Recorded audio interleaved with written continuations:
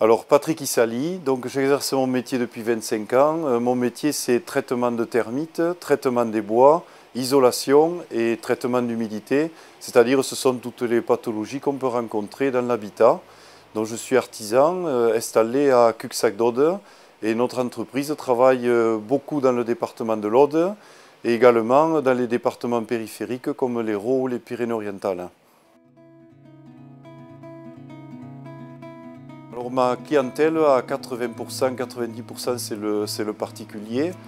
Donc après j'ai une clientèle d'administration en deuxième lieu. Et dernièrement on a travaillé au château de Penautier. On avait travaillé à l'abbaye de Gossan, à l'abbaye de Cosne-Minervois.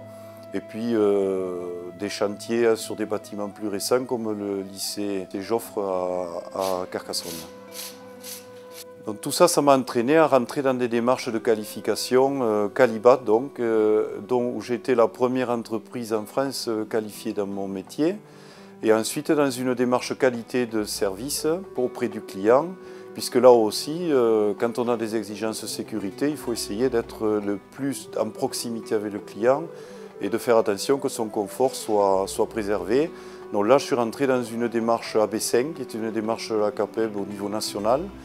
Et j'avais obtenu 2 prix, un prix départemental et un prix national pour ces démarches-là.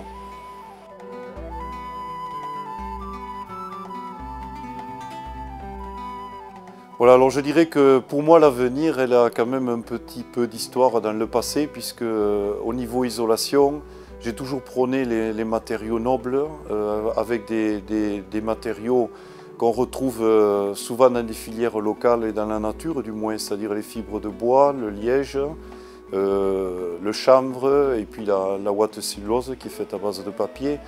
Parce que pour les 10 et 15 prochaines années, avec les nouvelles exigences au niveau de l'isolation, je pense que ça va être certainement un nouveau marché pour moi, mais je dirais surtout au niveau philosophie, je me sens mieux dans mes baskets, parce qu'on pourra enfin proposer quelque chose qui reposera plus sur le savoir-faire de l'homme et sur des matériaux dont on n'aura pas peur de laisser dans les habitations par rapport à la santé des gens. Alors je dirais que l'avenir, il est quand même relativement réjouissant pour ce métier-là, et puis pour nous, et puis pour les jeunes aussi, parce que je pense que quand même aujourd'hui, il faut penser qu'on a une planète, et que si dans nos maisons on met des choses naturelles, eh bien, ça sera beaucoup plus simple pour tout le monde et l'avenir.